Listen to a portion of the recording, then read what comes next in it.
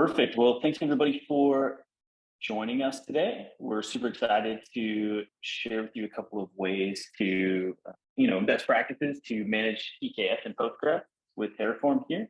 I'm going to go through a little bit of housekeeping, do some introductions, and then go ahead and jump right into the content here. So first off for agenda, we'll talk through quick introductions. Then we're going to get right into building by connecting Zeek to AWS and give a quick overview on Zeek. Then we're going to work on deploying RDS and EKS and Metabase, and then we will have a live Q&A. So a couple of things, just make sure you're using that Q&A section in order to float any questions. If at any point during the demo or you have questions about a specific configuration that we're doing or anything like that, feel free to ask any nuanced questions in that chat bubble, and we'll be able to bring those in the Q&A toward the end. All right, quick introductions. My name is Gabe Cruz, head of growth here at Zeek. Just celebrated my 1-year anniversary here. And Johnny, I'll let you go ahead and give yourself a quick introduction. Awesome. Great to be here. I'd like to have you all here with us. Johnny, I'm the CEO, so I'm going to be showing you what Zeek can do. So we'll dive into it in a minute here. Phenomenal. Thanks, Johnny. And for those of you that don't know, I'm just going to give a quick overview of where Zeek sits. Some may be a little bit unfamiliar with the platform. So bit of a diagram here. Essentially, Zeek is kind of an internal development platform, but really a DevOps tool and a platform engineering layer. So typically, SRE, DevOps, platform engineering will build blueprints, templates, and apply configurations to cloud accounts as well as clusters, and do some of the orchestration layer. And then developers will essentially consume and manage those services that the infrastructure team is configuring. And then Zeek is basically the middle layer that applies that infrastructure to your cloud. And so we're going to show what that looks like here in just a second. Just wanted to pass the controls over here to Johnny. So give me 1 second and I'm going to make you the host. And you should be able to start presenting now, sir.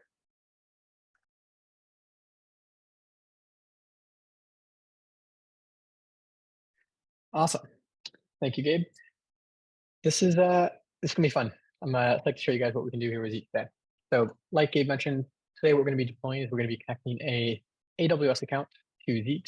We're then going to deploy an EKS cluster to that AWS account with a bunch of best practices built into it. We are also going to spin up a RDS Postgres database using Terraform. And then finally, we're going to deploy a Metabase application onto that EKS cluster and hook it up to our RDS database. For those unfamiliar, EKS is a managed Kubernetes offering. This will be kind of the runtime on which we run all of our containers. RDS is a managed database provider from AWS, so that will take care of a lot of the operation for Postgres for us.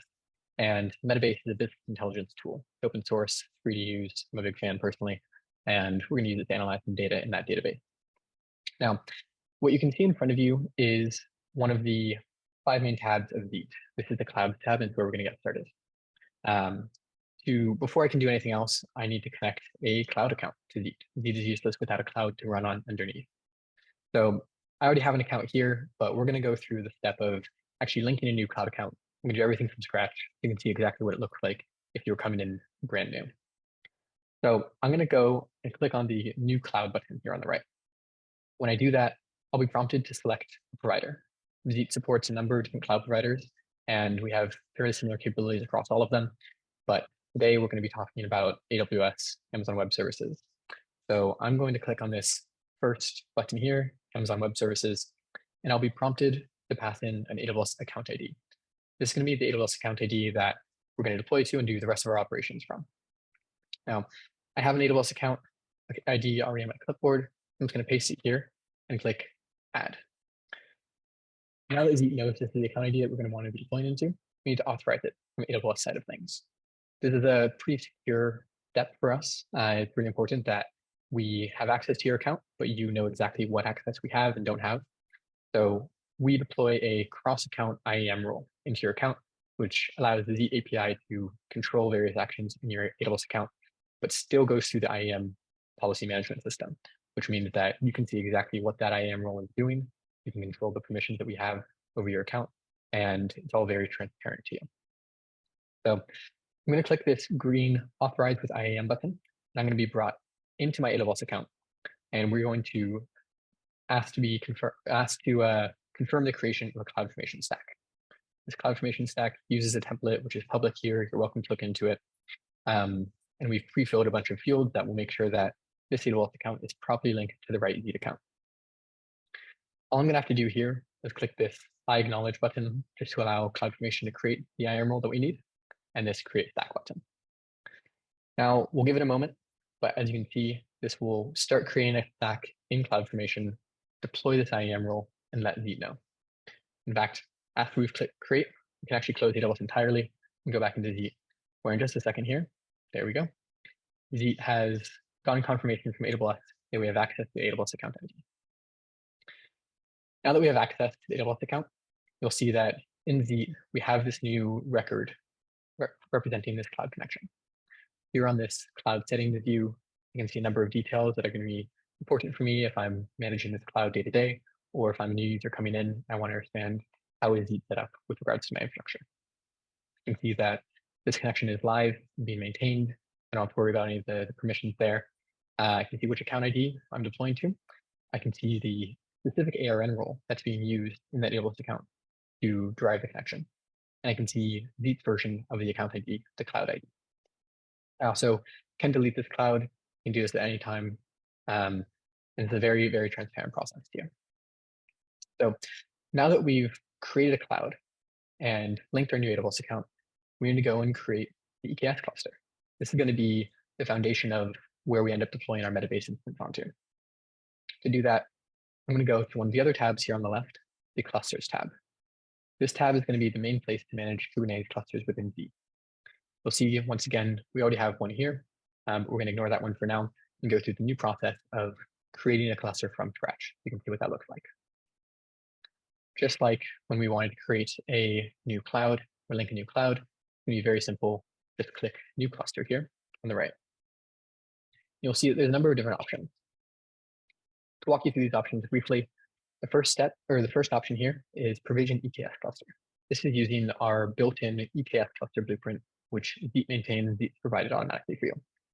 This contains a best practices set of rules and policies that we have found with all of our customers as the best starter definition for an EKS cluster. If you are familiar with EKS, you know there's a million options. Kubernetes has tons of configurability, which makes it very powerful, but also very intimidating to use if you don't know what you're doing. And so we've taken all the best practices that we think you should have and put those into an open source module that you can provision with just one click here. If you're more advanced and you are running your own Kubernetes cluster, or you don't want to use our built-in template, you can also connect an existing Kubernetes cluster. Today, I'm going to show you what it looks like to actually provision this from scratch. So we're going to go with the provision EKS cluster option. Once I click this, you'll see this simple UI, which prompts a couple of the details that we need to know to make sure we spin this up properly. The first of these is going to be which AWS account we want to deploy into. I'm going to select this AWS account. The next of them is going to be what is the name of the cluster that we want to deploy into. We're going to call this example, what's the date? 6/27, I believe, or 6/28, sorry. So I'm going to call the cluster that. This is a purely human readable name, doesn't have a ton of effect or a ton of impact, so it will show up in DNS and domain. And lastly, I'm going to select which region I want to deploy into. I'm in the West Coast, so I'm going to stick to US West 2, Oregon, nice and simple. Now, all I'm going to have to do is click this create cluster button, and we will start the provisioning process for this cluster. I come back to my clusters tab here on the left. I will see that there's now an example 628 cluster that is in the creating state. If I click into this cluster, I can see, once again, a variety of details. You can see what is the domain that's going to be automatically provisioned for me using the Zeet.app domain. So if you want, you can bring custom domain later. Which AWS account am I going to be deploying this into? Which region? And once the cluster is fully provisioned, these settings will unlock, showing the ECR registry that's spun up alongside the EKS cluster, and we'll be able to download the kube config that's generated as part of this cluster. Now, this cluster creation process can take some time, which is why we set up this cluster beforehand. It generally takes 15 to 20 minutes to create an EKS cluster just because of spinning up all the nodes. And this is primarily a delay on AWS side of things. So while we wait for that one to finish creating, I'm going to walk you through the fourth tab here on the left, the blueprints tab. I've mentioned a moment ago that to spin up this EKS cluster, we're using some predefined set of infrastructure blueprints that we think are best practices from all the customers that we've helped deploy. Blueprints is the collection of all of these pre-configured infrastructure templates that we have available. You can see there are a number of these blueprints that are simple, reusable infrastructure components. All of these are made by Zeet officially, and they span a variety of infrastructure frameworks from Helm charts to Kubernetes manifests, as well as Terraform modules down here, and support all sorts of workloads from Prometheus deployments to Magento deployments, Datadog integrations, Weaviate deployments, database deployments like Postgres, and we can even see down here the PostgreSQL RDS template that we're going to be using in just a moment to deploy our RDS database. Blueprints is a really core functionality to Zeet. It's a lot of what we're built on top of.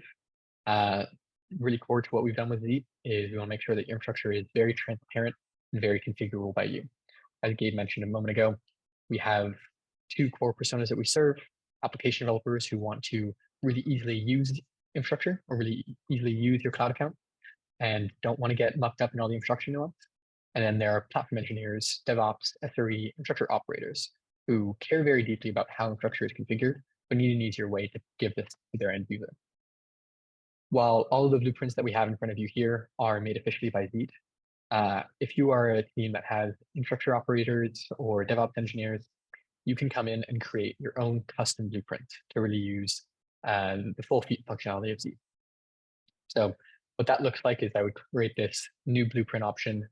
I can take a variety of underlying infrastructure frameworks, whether I'm using Terraform, Helm, or I have my own Kubernetes manifest.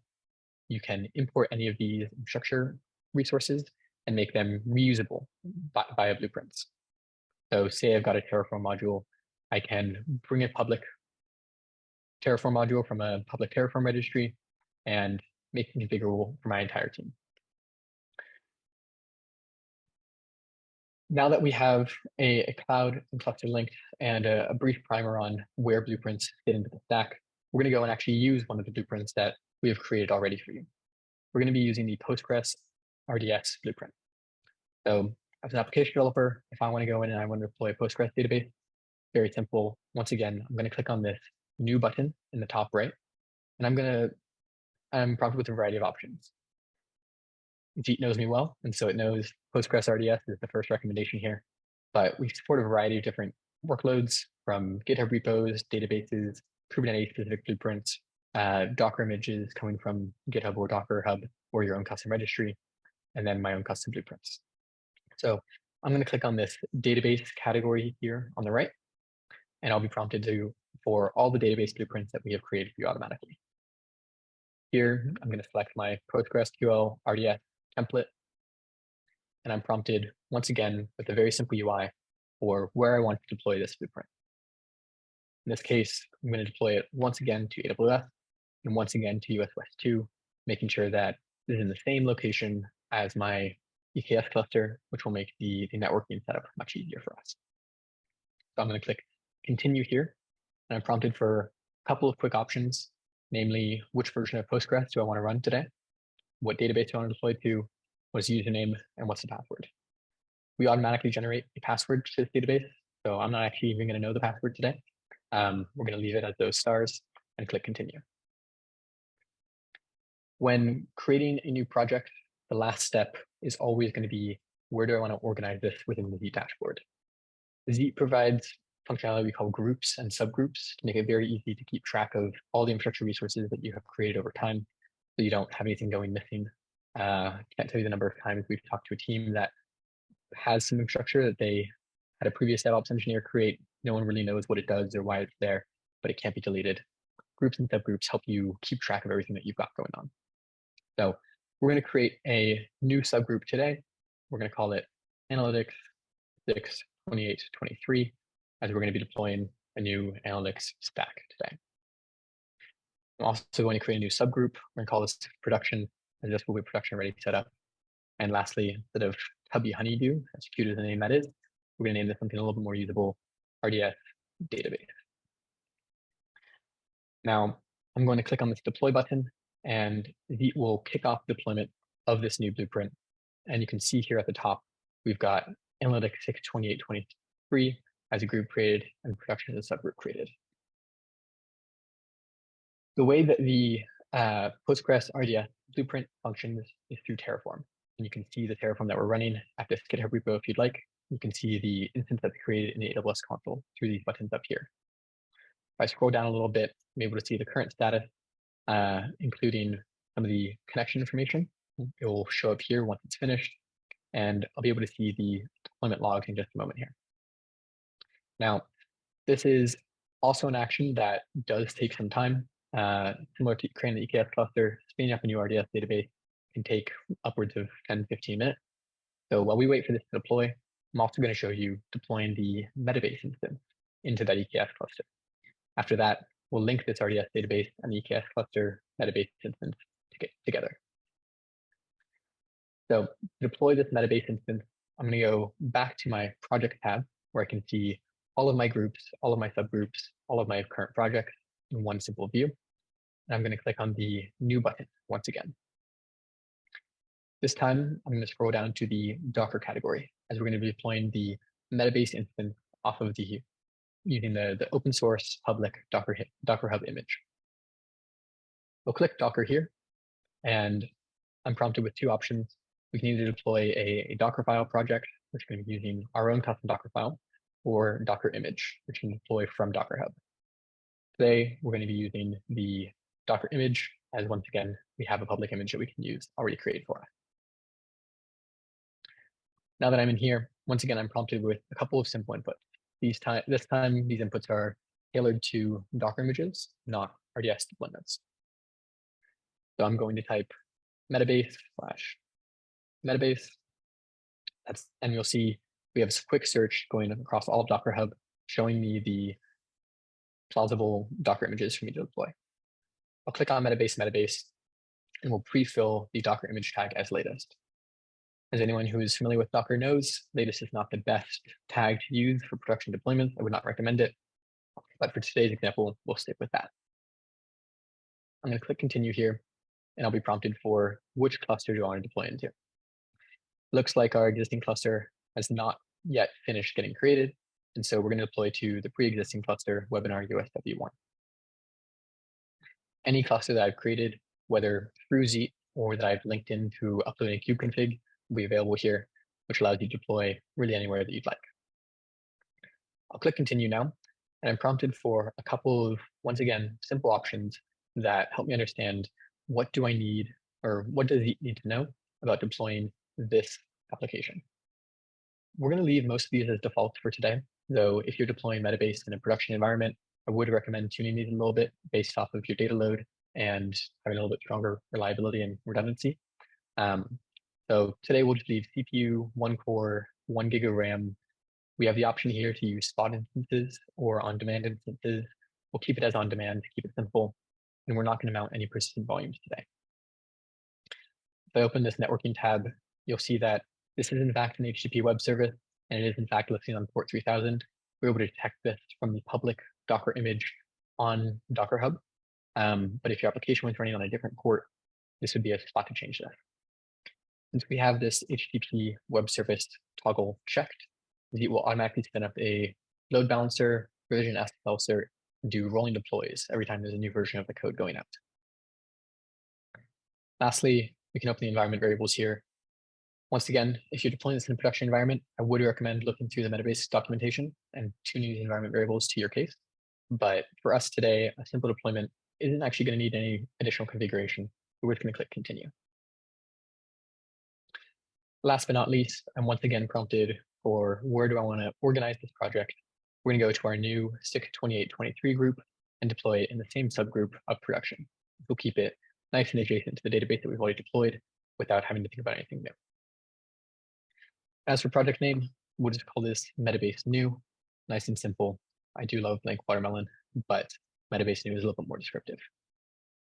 So I'll now click deploy, and it will kick off the job of pulling this image from Docker Hub, loading it onto the cluster, and doing any required actions in the way of that. You can see here, the cluster isn't set up for additional resources, and so we are automatically provisioning a new node to pull that Docker image onto and spin up Metabase with the resources that we requested. So at this point, we have linked a AWS account. We have kicked off the creation of an RDS database via Terraform, and we have told Zeet that we want to deploy a Docker image onto the EKS cluster from Docker Hub. If I navigate into the production subgroup of my Analytics 62823, you can see all of the projects that we just created are in progress. Our Metabase service is provisioning some new nodes, and our database is still in the process of deploying within AWS. In the interest of time, I'm going to actually skip to the group that I created yesterday, as this has both of these projects with just a little bit more time having passed. So they're created. There was no additional configuration that happened off screen or anything that you have to worry about there. This is the exact same setup that we just went through together. First, I'm going to click into this Postgres RDS DB to show you what this database looks like now that it has been successfully deployed. This UI will look very similar to the UI we saw a few moments ago of a Postgres database in the provisioning step still. So you'll notice that the host name is now filled out, and this is a fully provisioned database, as well as my deploy logs are fully available. This represents the Terraform change. If you're familiar with Terraform, you'll recognize a lot of this text as Terraform plan and apply that has occurred automatically within Zeet. All of the state for this Terraform run is being backed up automatically to an S3 bucket within your AWS account. Everything that you're seeing here is within the AWS account that we mentioned before, just with Zeet as a easier interface on top of it. If I dig in here to the settings of this Postgres RDS DB, I can see a couple of settings that are exposed on my Postgres RDS DB blueprint, which are available to me to configure. This includes the size of the instance. By default, we deploy a P4G micro, and whether or not this is a public database. We have this turned off today. What this means is even if you have this host name, which you all now do, and even if I were to show you what the password was, you would not be able to connect to it. This is not deployed on any public subnet, only deployed on private subnet within this AWS account. That said, we will be able to connect to it from the Metabase instance that we're deploying through private networking. This is both more secure and much faster, because we don't have to go through public networks. I'll now go back to the production subgroup where we can show the Metabase instance that is deployed as well. As you can see here on the left, this Metabase instance has a simple card view where we can see some details like the name of the project, the current status of the project, when this project was last updated, where is this project coming from, Metabase on Docker Hub, and how can I access this project, both publicly and privately. If I click into the Metabase card, I can see a bunch more details that are going to help me with the day 2 operations of this project. This includes which version of this project am I currently running, a terminal that I can use to open a live session into container if I want to do some debugging, and real-time runtime logs. So if you see here, these logs are being pulled straight out of Metabase and shown to you here in the UI. If I scroll up a little bit here, we do have a number of other settings or a number of other tabs up here, including the deployments tab.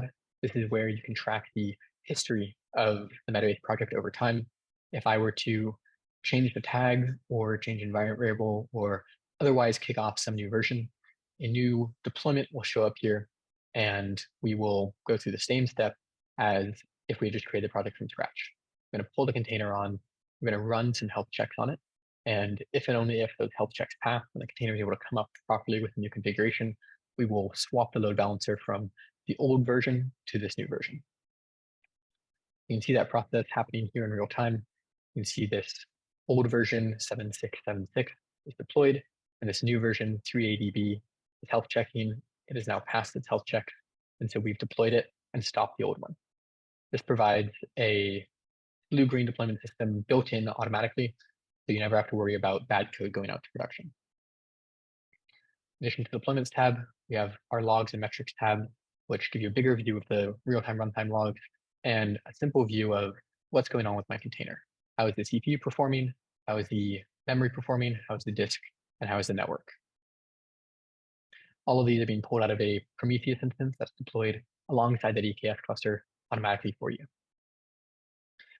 We have a bunch more settings that we can dig into here. In the interest of time, we won't have time to go through every single one of them, but many of these will be familiar. What we've already configured, the Docker image, Docker tag, you can pass in additional arguments if desired, environment variables, scaling, including auto scaling if desired, and persistent volumes. We also have far more advanced networking controls available to you here. If you wanted to expose an additional port or add a custom domain, those are options that are made very simple via the existing Docker blueprint. Now that we've shown that we have both a Metabase instance deployed on this EKS cluster and a Postgres RDS database deployed into the AWS account, let's make them work together. So I'm going to go ahead and click on this public URL and open the Metabase instance. Take a moment to load here, and we should see a startup screen asking us to configure Metabase. Perfect. Now, I haven't done anything to this Metabase so far. I deployed this yesterday, and I have not touched it since. So we're going to now hook it up to the database that we've deployed and see what we can find in our database. I'm just going to click, let's get started. We're going to stick to English today, keep it simple. And I'm going to fill in a couple of my personal details, like my email, my name, my company, and a random password. This is the important step. This is going to be where we actually link this Metabase instance to our Postgres database. So we're going to click PostgreSQL and be prompted for some hopefully very familiar looking fields. These fields are going to map one-to-one or nearly one-to-one to the fields that are exposed on our Postgres RDS database. So I'm going to go back to my first tab here and click into the Postgres RDS DB project. I'm going to scroll down to look at all the database connection info and start copying these fields over one by one.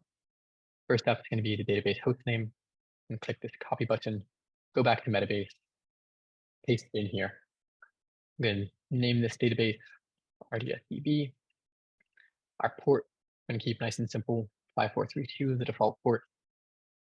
For the database name, I forget what I set. We're going to go back to Zeet and grab the database field here, Postgres. For username, once again, we're going to go back to Zeet, grab the database username field, root, paste it in here. We're going to grab the database password field here in Zeet, go back into Metabase, paste it here. Now, if all's gone well, we should be able to click Connect Database, and there we go. Our Metabase was instantly able to connect to the RDS database. Our Metabase was able to instantly connect to a RDS database in that same account. Lastly, we're going to let Metabase collect some anonymous usage on us. We love open source. We're contributing back, and hopefully this data is helpful to them. We'll see. And click Finish here. Now that we're all set up with our Metabase installation, let's see if it worked.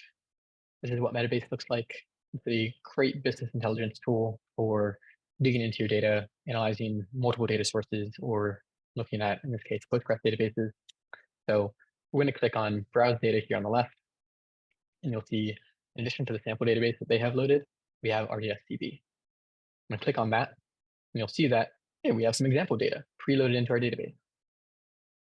You can click on this table, and all of the data stored in my database is now visible to me to filter or analyze however I want to. If I want to see the count of rows in this database or in this table, we have summarized by count. If I'm curious to see how many IDs there are less than 100, we'll see that there's 100 of them. Shocking.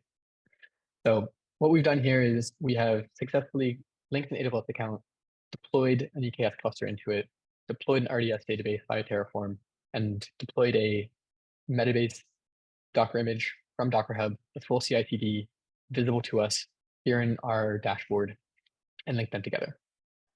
That's all we've got for the demo portion of the webinar today. I'm going to hand back to you, Gabe, to walk through any Q&A that may come up. Awesome. Perfect. Well, appreciate that. Cool. So yeah, if anyone has any questions, by all means, feel free to write them in, and we'll see if we can get to them. So one that we got here. So it says, it seems like Zeet is using cluster autoscaler. Is this used in parallel to Kita scaler? I'm not sure how they differ and if they work together. Can you give us a little more insight into how the cluster autoscaler works, Johnny?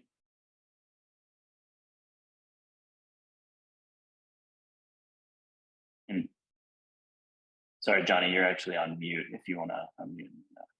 My bad. I did mention autoscaling very briefly, but we'll go back into Zeet and I'll show you exactly what the autoscaling capabilities look like here. And Kita is a big part of them. So I'll click back into this Metabase project, which is our container application deployed in EKS. And I'll dig here into the setting and scroll down a little bit here to the resources and replication setting. Now, this view allows us to use a number of presets, choose all the fields that we selected earlier, CPU, memory, on-demand versus spot, storage, and just a number of replicas. But what I'll do today is turn on autoscaling. This opens a couple more fields, including how do I want to horizontally scale my replicas off of some trigger. By default, we autoscale between 1 and 3 with the CPU at 60% trigger. In addition to this CPU utilization, we have memory utilization available. We can scale off of custom Prometheus metrics or custom Prometheus queries or Kita. So what I'm showing here is, I think whoever asked this question, totally right. By default, we deploy a very simple autoscaler that scales horizontally off of CPU memory. But if you did want to use Kita, which is a queue-based autoscaler, you can paste in a custom Kita configuration on each project here in Zeet. You can also use multiple autoscaling triggers alongside each other if you wanted to scale off of some queue and also CPU. That's a possibility within Zeet. So hopefully that clarifies a little bit of what the basic autoscaling capabilities look like within Zeet, as well as if you have a more advanced use case, how you can customize it to your use case. Awesome, thank you. One other question we have here is around buckets. So linking like an S3 bucket to an application. Do you have something you show for that, Johnny? Yeah, happy to. So what we've done today is we've deployed a database and we've deployed a container application. I mentioned earlier that blueprints is a really core functionality to what Zeet has. So if I go over into my blueprints tab, this has been one place where you can really bring in any infrastructure resource that you have. For example, we've seen many teams that actually deploy S3 through Zeet via a custom blueprint. I know I didn't finish going through the flow earlier, but maybe I'll take a chance right now and show you what that looks like. If I wanted to deploy, or I wanted to enable my application developers to deploy S3 buckets through Zeet, what I would do here is say new blueprint, probably a Terraform module here. I would have to go find some public S3 bucket module or write my own. Let's just guess a little bit on the name here. This isn't going to be exactly perfect, but I put in my module source, specify my version, and I can configure the inputs that I want my application developer to have. This is what really customizes that UI that you saw when we created the RDS database or when we created the Metabase instance. Any inputs that I put here will be prompted from application developers every time they want to spin this up. These inputs also map one-to-one to Terraform inputs. So if I have a Terraform S3 bucket module and it takes in something like region as a string and bucket name as another string, I can add these both as inputs, click continue, and say I'm going to call this my S3 bucket blueprint. Once I've published this onto my account, anybody on my team could come in and say, I want to deploy an S3 bucket, and I'm going to be prompted to fill in those fields that we put a second ago, and this will execute your Terraform module underneath. So this is how we see many teams customize what Zeek can deploy, including S3 buckets and a variety of other infrastructure resources through custom blueprints in Terraform. So hopefully that clears that up. Happy to answer any additional questions there. Got it. Okay, great. So another question came in here. Is there a way for Zeek and EKS to provision spots, but then provision on demand in case of failure? So like defining simple types of instances by priority, e.g. Carpenter. So yeah, is there a way for us and EKS to provision spots? Yeah. So when we created that Metabase instance a moment ago, I'll go back to my pick blueprint step here and show you when we're spinning up a new container service or container app. I am prompted. Actually, sorry, I'll go into Docker Hub to make it simple. If I was deploying, say, an Nginx container from Docker Hub this time onto my EKS cluster, we do allow you to select spot instance versus on-demand instance here. I think if you are looking to deploy both of them, depending on capacity, that is something that's also possible. I know that there's a great tool around this, Carpenter, that we've had some teams deploy that can help them achieve this, or you can do it by customizing our EKS cluster with a mixed instances policy. So one really big value of Zeek is, like I said, none of this is being run within Zeek. All of this is running in your AWS account or the AWS account that you link, which means that anything you can do on your AWS account is also going to be possible within Zeek. You can't really get in the way. We're really all about transparency and making these common actions really accessible to you. Got it. Thanks, Johnny. All right, and then this will probably be our last question today, but I wanted to make sure this one got in. So all this stuff sounds great on AWS, but it sounds like someone's asking about what about other clouds? Like, what if I want to move to another cloud? I just did all this work. How do I apply the same configuration somewhere else? Yeah. So going back to our kind of dashboard here, if I go into my clouds tab here on the left, we did walk through linking in AWS account so far. Once again, by clicking on this new cloud button. As you can see, there are a variety of cloud providers that we have first-party integration for: CoreWeave, DigitalOcean, GCP, Linode, Azure, Vultr, and a kind of long tail of other smaller cloud providers.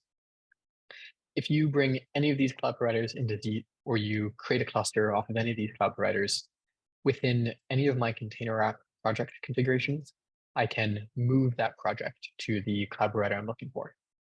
So to illustrate this, while I don't have another cloud linked today, I'll go back into our Metabase project that we were looking at earlier within my 62723 production group and subgroup.